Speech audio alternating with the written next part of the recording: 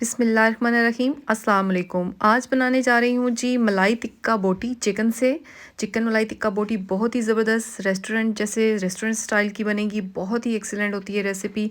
मैंने घर में बहुत दफ़ा पहले भी बनाई है। आज आपके साथ मिलके बनाते हैं, तो चले करते हैं स्टार्ट। अच्छा, सबसे पहले हमने ले लिए इस तरह के, मैंने चिकन की ये जो इस तरह के पीसेस हैं ये वाले ले लिए मैंने। ये तकरीबन 3 पाव के नज़दीक है।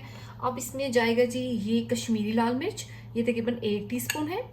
ये चिली फ्लेक्स है, ये 2 टीस्पून है।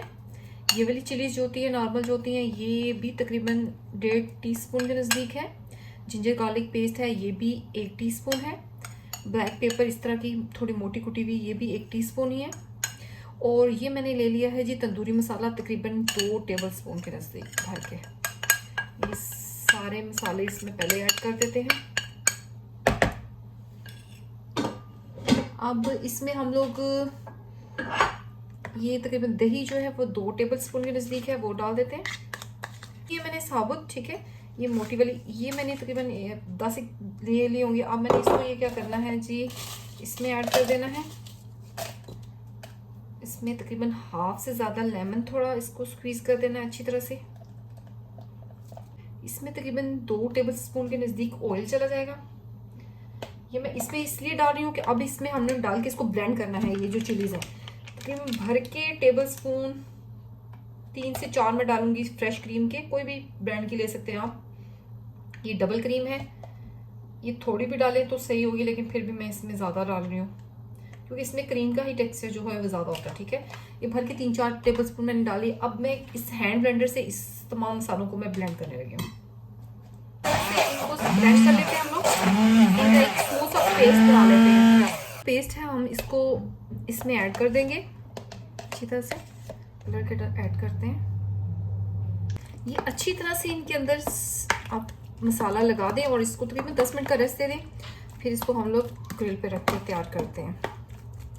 तो हमने इसमें नमक ऐड कर दिया, बस ये बैटर रेडी है। इस तरह मैंने ओवन की ट्रे ले लिया, उसके ऊपर ये मैंने ग्रिल रख लिया।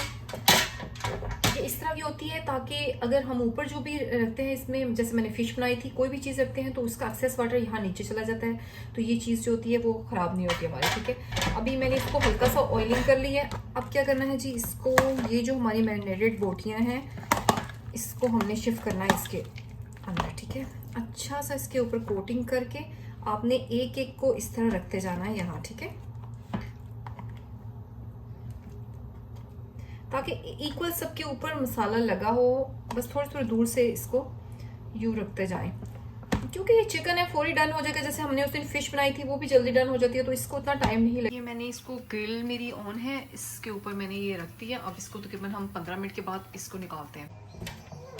ये जी हमारी एक साइड डन हो चुकी है। अब हम क्या करेंगे, इसकी एक साइड टर्न करते हैं और ये ऑलमोस्ट देखें बहुत प्यारा कलर आ चुका है और ये हो भी चुकी है। लेकिन हम इनकी एक एक दफ़ा सबकी साइड टर्न कर देते हैं, बस फिर इसको फिर 10 मिनट देते हैं और ये हो जाएगी, ठीक है। ये जी हमारी मलाई टिक्का बोटी बिल्कुल डन हो चुकी है। अब हम इसको करते हैं प्रेजेंट। ये मैंने प्लेटर पहले ही तैयार कर लिया है।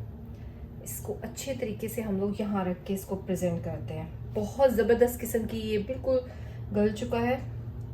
अब हम इसको प्रेजेंट करते हैं। ये जी हमारी मलाई टिक्का बोटी हो चुकी है बिल्कुल डन। आप इसकी शाइन चेक कर सकते हैं और आप ये देख सकते हैं कि किस कदर ये सॉफ्ट नज़र आ रही है। बहुत मज़े की बनी है और अंदर तक ये जूसी है, ड्राई नहीं है, बहुत मज़े की बनी है। आप भी घर में ज़रूर बनाइएगा। आई होप आपको अच्छी लगी होगी मेरी वीडियो। अगर लगी है तो एक लाइक तो बन रहा है ना जी, ठीक है। चलें फिर किसी मज़ीद अच्छी वीडियो के साथ आपके साथ हाजिर होती हूँ, तब तक इजाज़त दीजिएगा। अल्लाह हाफिज़।